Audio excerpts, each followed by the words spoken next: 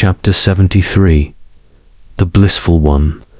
It is like you have just decided to switch to using your non-dominant hand to perform tasks instead of your dominant hand, even though you can decide to switch and use it immediately without any delay, because it is not yet very skilled. Whenever there is an urgent or sudden situation, you will often inadvertently revert to using your dominant hand, perhaps for speed, better efficiency, or simply out of habit. Therefore, this is considered normal to occur. What you must do is diligently maintain the feeling of being the divine continuously. When you lapse, quickly return to it. Therefore, the mindfulness and concentration that you have practiced so diligently, you must now put them to use. After accomplishing the 2 points mentioned above, another phenomenon will manifest.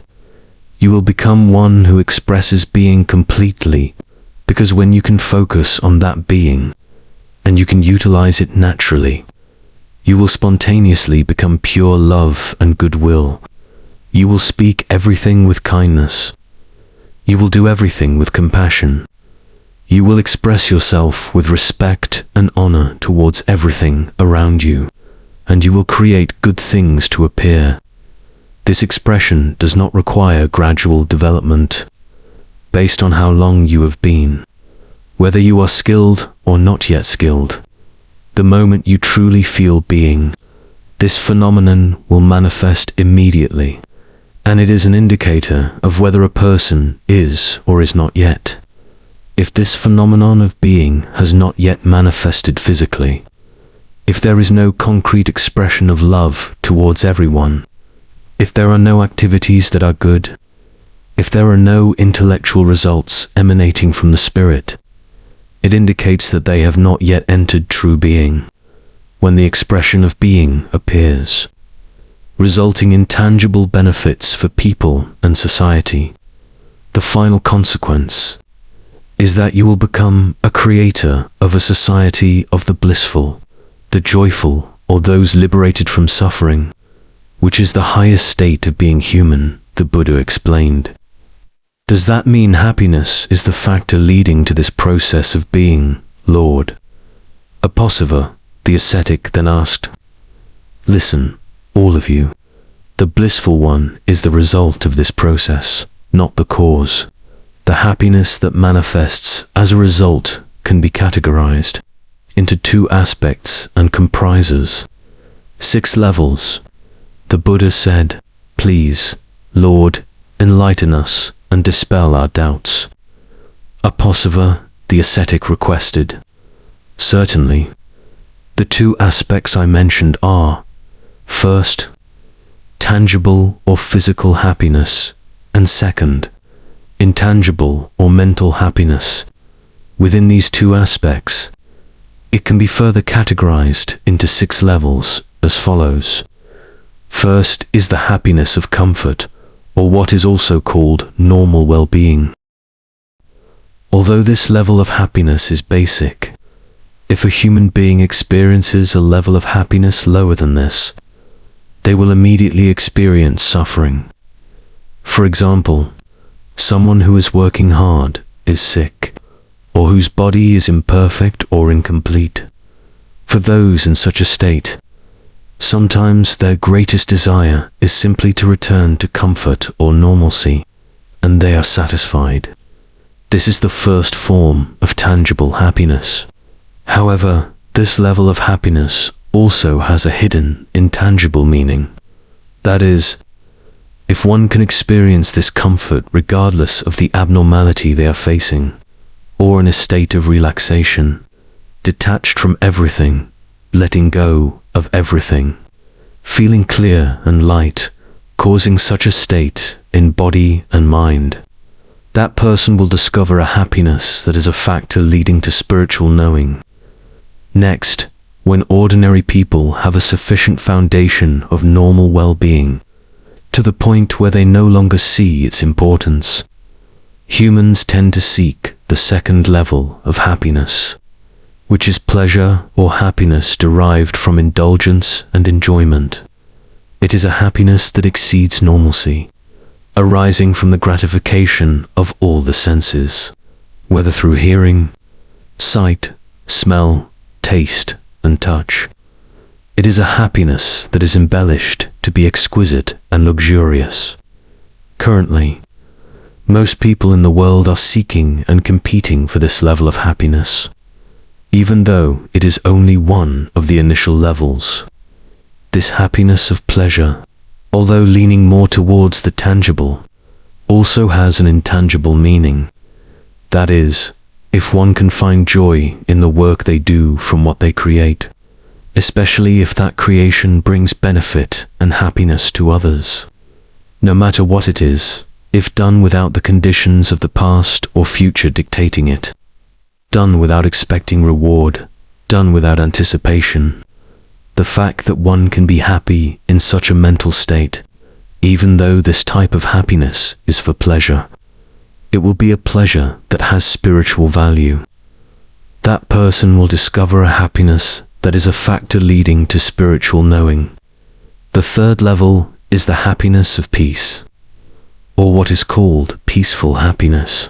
Superficially, this level of happiness may seem similar to the happiness of comfort or normal well-being, but the difference lies in that normal well-being occurs after experiencing hardship, whereas peaceful happiness occurs after experiencing the second type of happiness, or pleasure or indulgence, sufficiently. So much so that one feels turmoil, difficulty, even suffering from seeking, suffering from striving, etc. This type of happiness still relies on external factors. That is, due to much indulgence and much interaction, many problems may arise during that time. So one begins to seek a way out. The way out that can be seen is to stop seeking, or reduce the happiness that is pleasure-based. And this is the meaning of the word peaceful happiness. The consequence for those who can experience the third level of happiness or discover peaceful happiness is that they will begin to understand the world, understand the dimension of relationships, and see the interconnectedness of things, causing them to know that in reality there is nothing substantial to cling to. It is merely a self-created fabrication of the mind, composed of memories of the past and expectations of the future.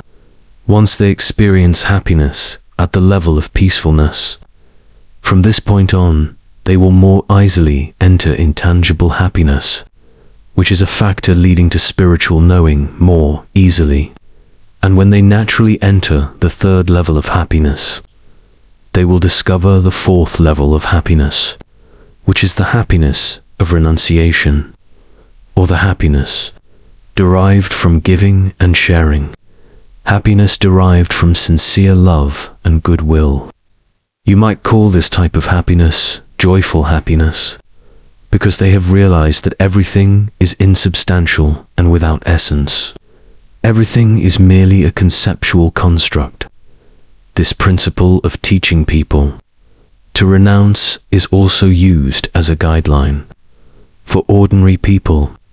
However, if this step does not arise from a deep understanding of the process of peaceful happiness, it may lead to confusion, because if one performs this act of renunciation for the sake of accumulation or expecting to receive a reward, or does it to exchange for something, such as doing it to gain merit or to be accepted by society, instead of doing it to give, it will become doing it to take instead, which will cause a reverse process back to tangible happiness, but in the guise of the intangible.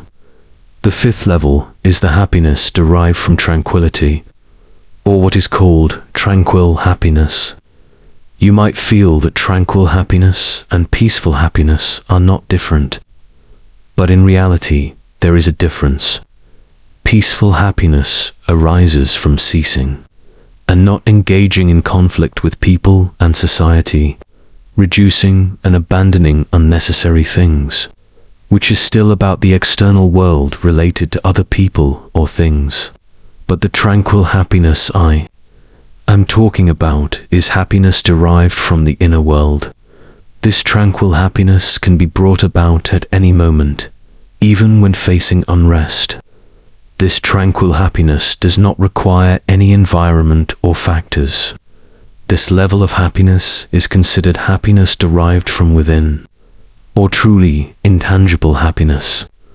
Those who are known to seek the truth, to seek the path of liberation, such as ascetics, monks, hermits, recluses, and those like you, including myself, can mostly access the happiness derived from renunciation, causing them to abandon everything and set out to seek tranquil happiness, or the fifth level of happiness.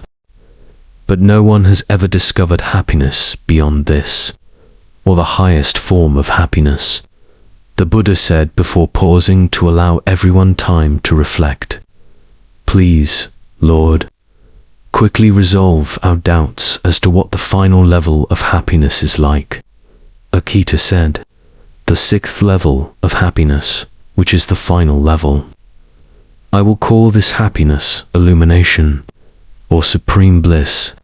It is the happiness derived from realization or from understanding the ultimate truth, which comes from knowing who you are, where you came from, why you came, what you are doing, where you will go, and how. You might not consider this level of happiness to be happiness if you compare its results to physical happiness, which is perceived through the five senses and has a clearer effect on emotions and feelings. The happiness I am telling you about is not about adding something, but about realizing what is already there, especially that what is there is the greatest, is the most valuable. If I were to compare it, it is as if you have been a pauper your whole life, but one day someone tells you that you are the heir of a multimillionaire who has left you an enormous inheritance. Upon knowing this, it is filled with completeness, freedom, and joy, without needing to strive to add anything else. It is trust. It is the end of the journey. It is the noble wealth that everyone already possesses, but they do not know they have it and do not know how to use it. The Buddha attempted to explain, "Please, Lord, explain the mechanism of all knowing more clearly," Akita said.